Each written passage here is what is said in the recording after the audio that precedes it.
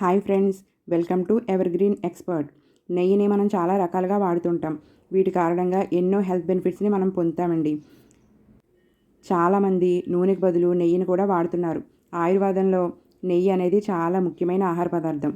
నెయ్యి మన ఆరోగ్యానికి, శ్రేయస్సుకి చాలా మంచిది. దీన్ని మన ఆరోగ్యంతో పాటు అందానికి కూడా చాలా మంచిది. అయితే నెయ్యిలో కొన్ని పదార్థాలను కలిపి తీసుకుంటే అది మన హెల్త్కి ఎంతో మంచి చేస్తుందండి. అవేంటో ఇప్పుడు తెలుసుకుందాం. పసుపులో కర్కుమిన్ ఉంటుంది. ఇది యాంటీ ఇన్ఫ్లమేటరీ, యాంటీ ఆక్సిడెంట్ లక్షణాలను కలిగి ఉంటుంది.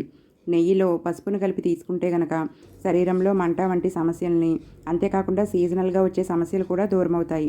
అంతేకాదు, ఇలా నెయ్యి పసుపు కలిపి తీసుకుంటే బరువు తగ్గుతారు. గుండె ఆరోగ్యానికి కూడా చాలా మంచిది. కిడ్నీ సమస్యలు కూడా దూరమవుతాయి. బాడీ పెయిన్స్ని కూడా రాకుండా ఈ పసుపు నెయ్యి అనేది హెల్ప్ చేస్తుంది.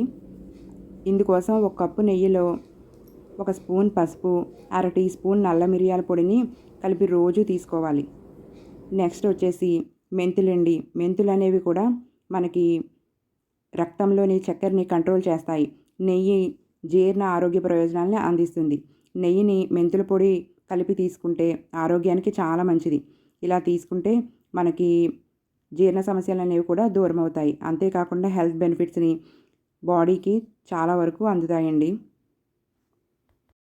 నెక్స్ట్ వచ్చేసి యాలకులను యూజ్ చేసుకుని మనం నెయ్యిని ఏ విధంగా తీసుకోవాలనేది ఇప్పుడు చూద్దాము. దానివల్ల కలిగే ప్రయోజనాలను కూడా తెలుసుకుందాము.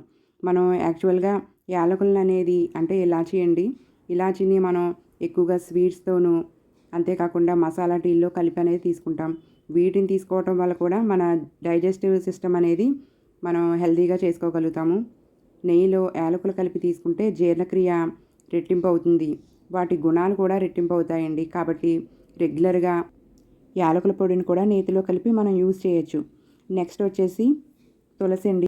తులసిని ఆయుర్వేదంలో ఎక్కువగా యూజ్ చేస్తుంటారు. తులసి ఆకుల్ని పొడిగా ఆరబెట్టి పొడి చేసి, తాజా ఆకుల్ని ఎలా అయినా కూడా వీటిని నెయ్యిలో కలిపి తీసుకుంటే మన నోటి ఆరోగ్యానికి, అంతేకాకుండా మన జీర్ణ సమస్యలు అనేవి దూరం అవుతాయండి.